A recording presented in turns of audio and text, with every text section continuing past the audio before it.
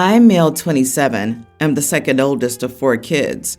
Amy, female 29, myself, Robert, male 26, and Krista, female 22. We're a pretty close-knit family. However, I feel that Robert's engagement to this girl, Rebecca, 26, somewhat threatens that. Robert met Rebecca about 5 years ago when they were studying at university, and they started their relationship about 2 years ago. At first, our parents, male 65 and female 63, were largely okay with things, as we all thought the arrangement was temporary. While they didn't openly disapprove of Rebecca, they constantly reminded Robert that she had too different a background, making it unlikely for them to take the relationship seriously. For some context, Rebecca is relatively polite, but a little crude and somewhat lacks modesty. According to Robert, she's developed a taste for expensive things, and he's often happy to indulge her. Amy disapproved from the start. She would tell Robert that Rebecca was crude and only after his money, and that he shouldn't entertain anything with Rebecca. Krista and I wouldn't say too much about it, but as things got more serious between Robert and Rebecca, I would try to remind Robert that we don't have the same values as Rebecca and that our parents wouldn't approve. Knowing how our parents value certain things, Robert has kept his relationship more low-key for the past few months. For example, during the Christmas holidays, he claimed to be traveling to Europe with his friends, when in reality, he spent time with Rebecca and her parents. Next week, we have a large extended family gathering from my father's side. Earlier this week, Robert told Amy and me on a group call that he had proposed to Rebecca, and she said yes. Amy was furious with this and told Robert that Rebecca was an unsuitable match for him and that our parents would be livid. Robert said that they would understand eventually, and Amy then told him that he was being childish and would be given a harsh reality check when he broke the news to our parents. I was even a little annoyed that he would make such a plan without discussing it with us first, but I decided not to say anything. After Amy left the call, Robert asked me if it was appropriate to tell our parents. I told him that it wouldn't be. He then asked why, and I told him that he already knew that marrying someone like Rebecca would cause significant embarrassment to our parents, particularly in the presence of our family, friends, and extended relatives. He got upset with me and told me that he was hoping for my support and that I disappointed him. My intention wasn't to hurt his feelings. I only wanted to give him a small glimpse of how our parents would react when they found out. Am I the idiot? Edit. She wore a crop top and leggings to our last family gathering. She also tried to engage in PDA with Robert. She swears quite regularly in casual conversations. Neither I nor my wife would want to engage in PDA. I think it's indecent and shouts insecurity. Even Robert sometimes looks a little embarrassed when Rebecca insists on hanging off of his arm. We don't humiliate ourselves and put our relationship on display for everyone.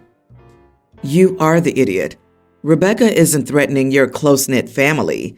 Your close-knit family's blatant snobbery is. You don't have a problem with Rebecca developing a taste for expensive things. You have a problem with Rebecca having expensive things because you don't think she deserves them. Robert wasn't keeping his relationship low-key by spending the holidays with his future in-laws. He was avoiding your family.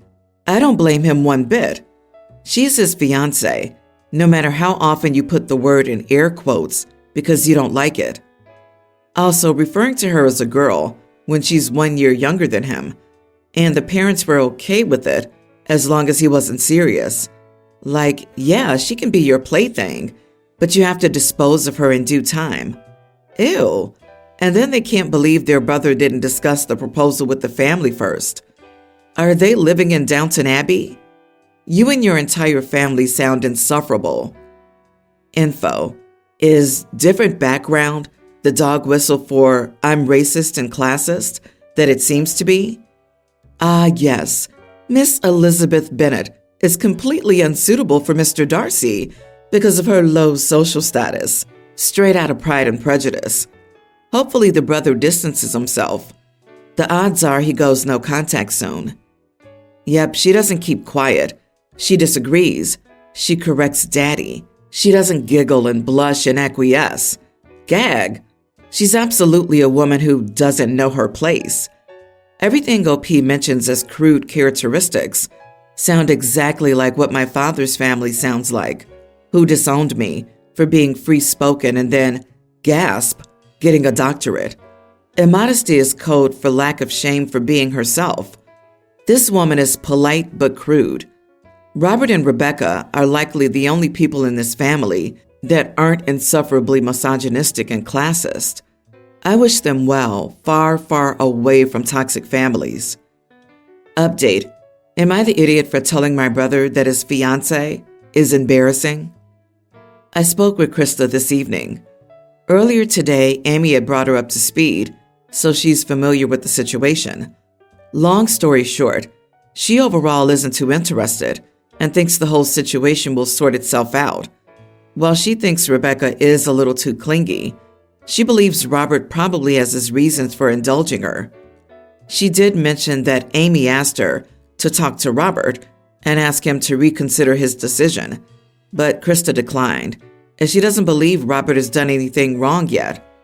However, she said that if Robert does decide to reveal his engagement to our parents during our family gathering, she'll be upset with him, as it would seem that he intentionally wanted to embarrass them. The last thing she mentioned is that, like Amy and myself, she believes our parents will significantly reduce Robert's financial support if he decides to proceed with this engagement. She thinks this may be a good thing, as it'll give us closure on whether Rebecca's only interested in his money. If Rebecca sticks around, Krista said she would be pretty disappointed in me, especially Amy. We'll all just have to wait and see how things play out. I am worried for Robert, but if he goes ahead with this, my hands are tied. I plan to talk to Robert later and advise him to be more discreet in revealing this information to our parents. OP, this investment is crazy. LOL, he's your brother. You don't have to keep him, and he's an adult. Why do you care who he's sleeping with and who he's going to marry? Why does your family care in the grand scheme of things? Are you guys going to be piping her and taking care of her? No, it's your brother. Mind your business. Let bro be happy. Your family is embarrassed. My daughter, Alexandra, teen, hates any shortened version of her name.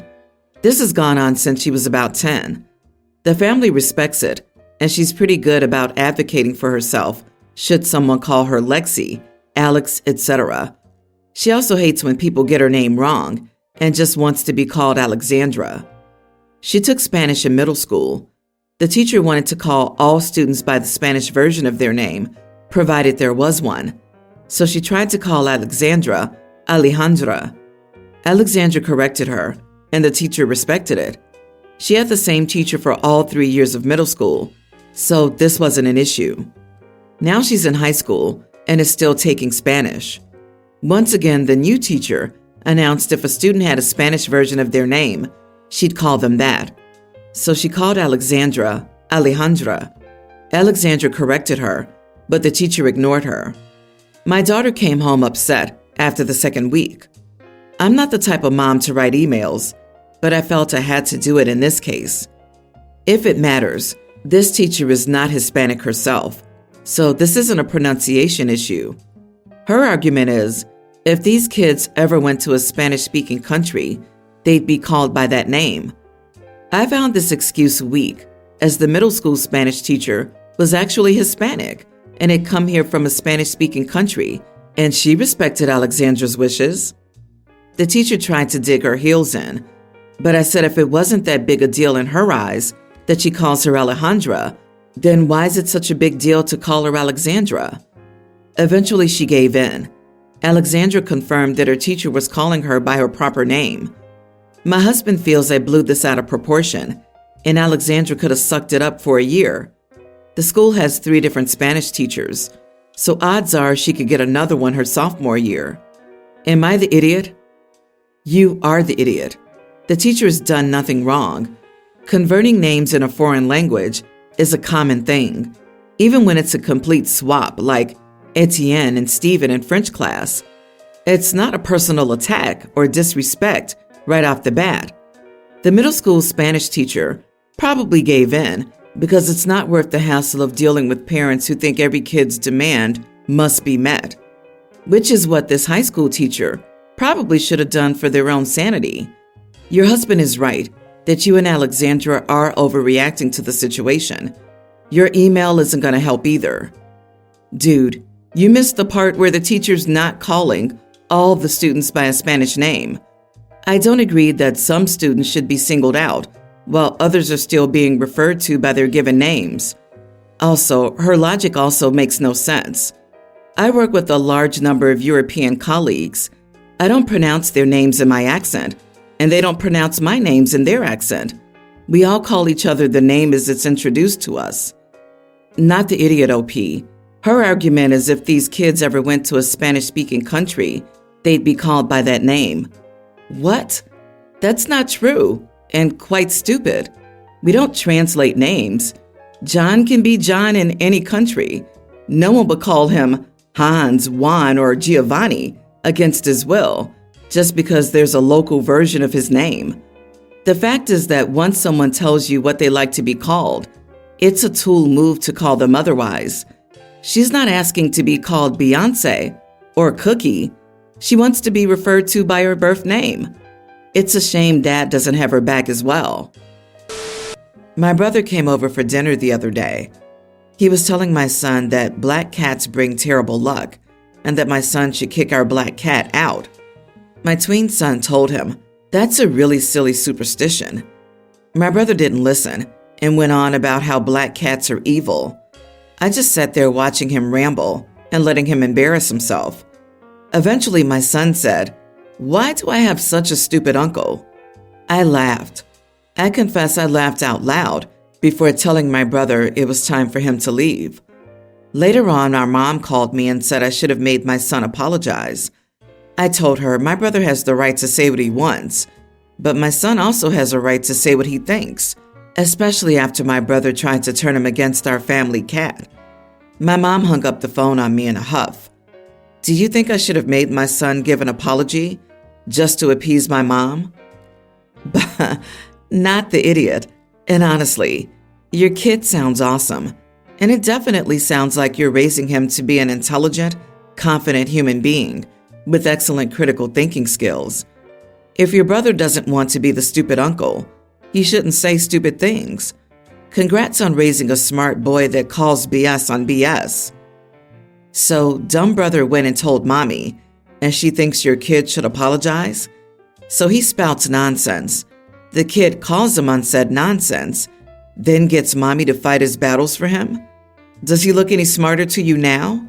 Your kid is hilarious, by the way. The only appropriate apology here is, "I'm sorry you're so stupid, uncle." Keep an eye on your brother for your cat's safety.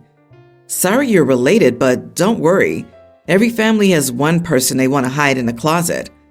They also have one very brilliant person, too. Obviously, your son is smart and confident enough to speak up about things that are wrong. Good job parenting. My mother and I have a very good relationship. She's also babysat my daughter more times than I can count for free.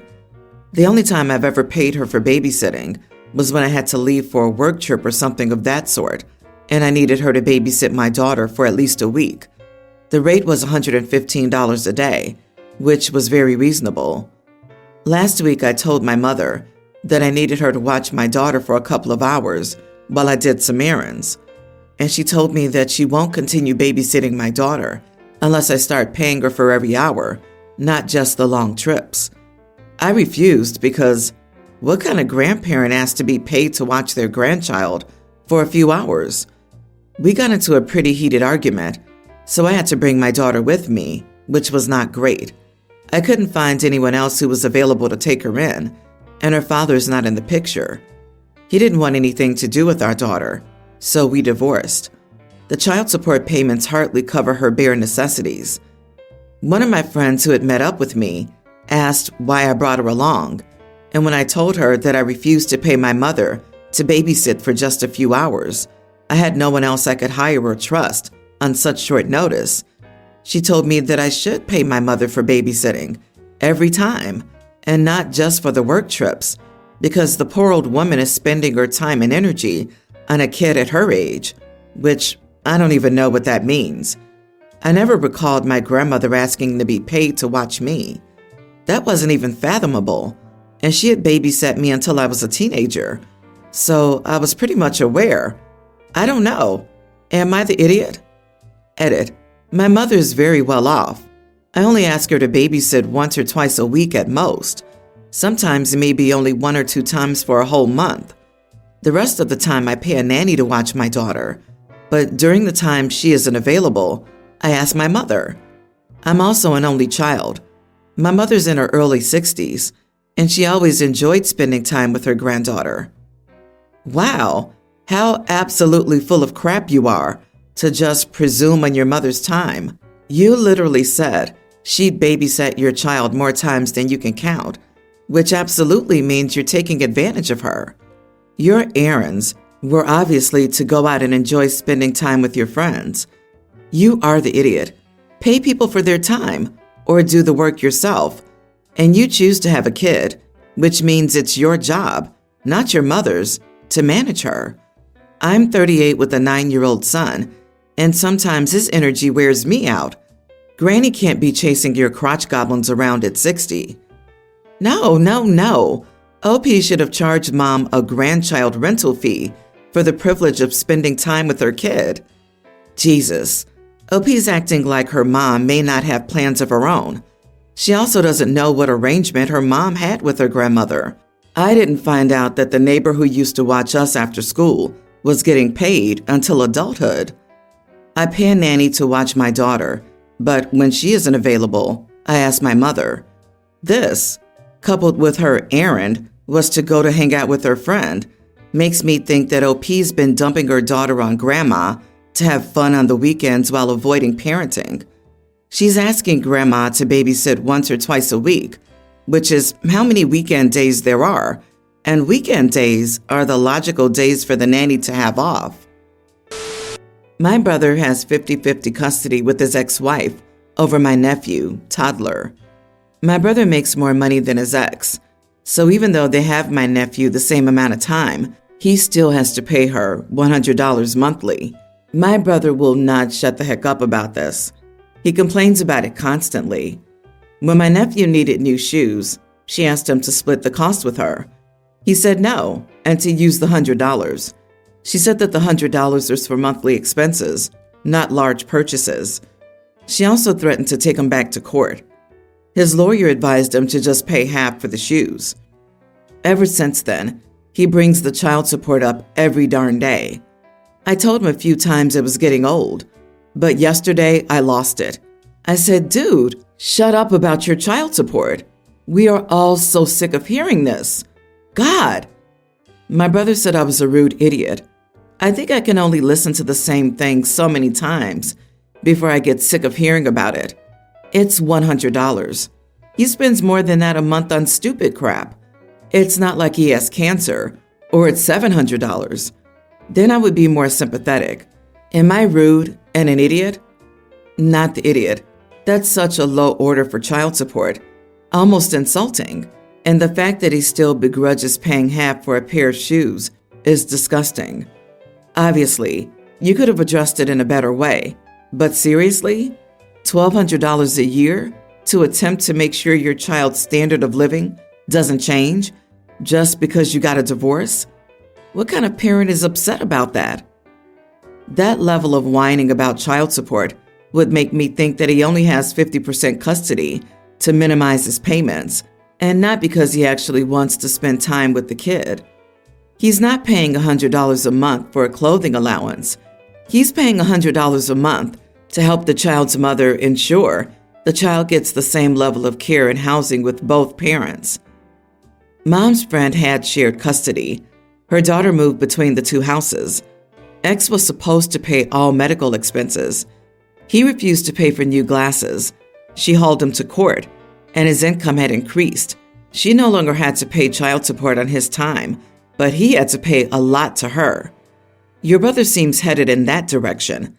Tell the mom to take him to court and get more money, so he'll actually take care of his son.